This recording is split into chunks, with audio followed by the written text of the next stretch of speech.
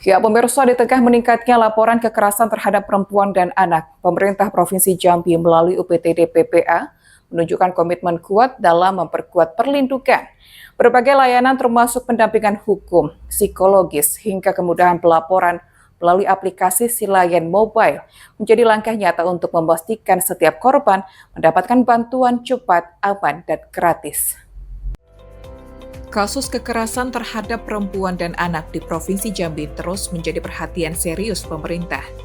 Hingga hari ini, tercatat 150 laporan kekerasan yang terdiri dari 78 anak, 71 perempuan, dan 1 laki-laki.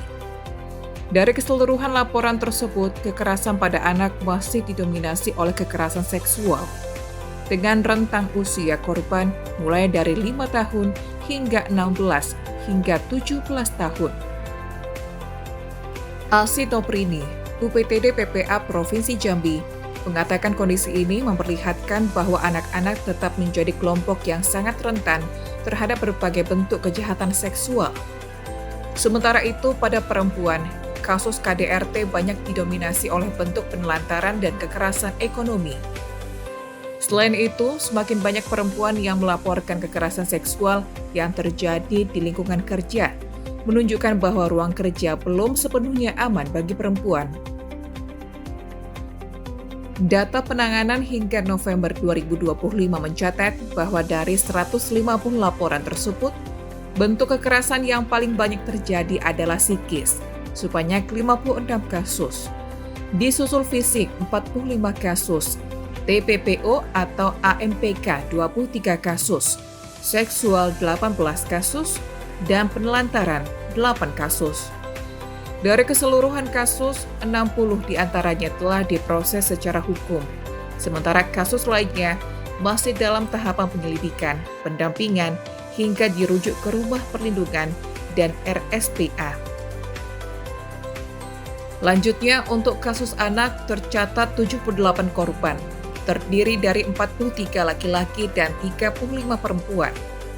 Bentuk kekerasan seksual yang mendominasi kategori ini dengan 33 kasus, disusul kekerasan psikis, fisik, penelantaran, dan TPPO.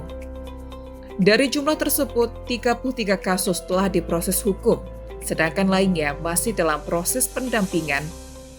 UPTD PPA Provinsi Jambi memastikan bahwa setiap laporan ditangani sesuai SOP, mulai dari menerima korban, melakukan asesmen, menentukan bentuk intervensi, hingga memberikan pendampingan psikologis dan hukum. Korban yang membutuhkan konseling akan difasilitasi oleh psikolog, dan jika harus masuk ke ranah hukum, UPTD akan mendampingi pelaporan ke polisi, serta koordinasi dengan pengacara dan LPSK. Ini Bu, terkait kasus kekerasan anak dan perempuan yang ada di daerah Jambi. Iya, jumlah kasus ya, pada hari ini 150 kasus, 78 anak, 71 perempuan, dan 1 laki-laki. Jadi jumlahnya 150. Kalau trennya di anak-anak tetap kekerasan seksual yang lebih tinggi, kalau KDRT banyaknya penelantaran, kekerasan ekonomi yang juga tinggi. Selain itu, perempuan juga mengalami kekerasan seksual di tempat kerja, ada beberapa kasus. Kalau untuk anak tadi apa Bu kasus kekerasannya? Seksual yang tinggi.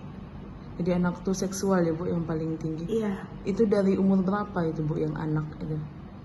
Kalau anak sih banyaknya ya, dari umur 5 tahun ada sampai usia 16-17 ya. Kalau untuk perempuan itu Bu rentan usia berapa Bu? Kalau perempuan habis 18 dia perempuan lah istilahnya, dewasa. Ini kan udah banyak nih Bu kasus kekerasan. Kalau ada yang ngelapor nih Bu, bagaimana tanggapan dari UPTD Bu? Kalau lapor sih sesuai SOP ya, sesuai aturan, datang, kemudian kita mengambil data dan intervensi kasus, mau diapakan kasusnya, ya udah kita jalanin sesuai prosedur aja sih.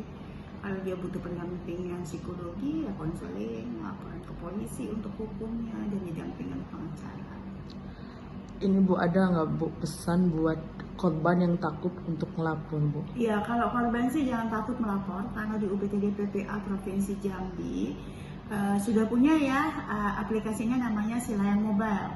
Jadi kalau takut malu melapor boleh lewat Silayang Mobile, nanti di-download di Play Store, kemudian mengisi NIK dan nomor HP. Bisa terhubung dengan kami dan segera masyarakat bisa untuk membuat laporan gitu ya. Yang kedua, semua layanan di UPTD itu bentuknya gratis. Berarti Pak Gubernur, pemerintah ikut hadir dalam penanganan kasus kekerasan terhadap perempuan dan anak. Jadi aksesnya dipermudah semuanya dan gak usah takut karena kita juga kerjasama dengan polisi untuk perlindungan bahkan sampai ke LPSK. Ya. Jadi bisa kapan diakses, kapan aja ya Bu Boleh, aplikasi? kalau di mobile, Silayang Mobile boleh. Kapan saja nanti ada admin untuk menjawabnya. Boleh nanti itu melapor, boleh juga itu konsultasi dulu sebelum melapor, boleh konsultasi anak bahkan boleh juga. Itu aja.